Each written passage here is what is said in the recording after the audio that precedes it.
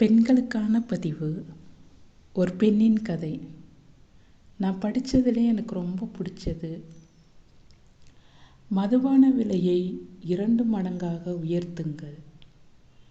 மதுபான விற்பனையை ஆதார் கார்டுடன் இணையுங்கள். மாதத்திற்கு மதுபான விற்பனை ஒருவருக்கு இவ்வளவுதான் என்று இலக்கு நிர்ணயம் செய்யுங்கள். பின்பு ஒருவன் எவ்வளவு ரூபாய்க்கு மதுபானம் வாங்கியிருக்கானோ அதில் பாதி பணத்தை அவன் மனைவியின் பேங்க் அக்கவுண்ட்ல மானியமாக செலுத்துங்க. ஒருவன் எவ்வளவு குடிக்கிறான் என்று அவன் தெரிய வரும். அதிகமாக அவன் குடிக்க மனைவிக்கு வருமானமும் அதிகமாகும். மனைவிகள் அதிகமாக பேங்க் அக்கவுண்ட் ஓப்பன் பண்ணுவாங்க.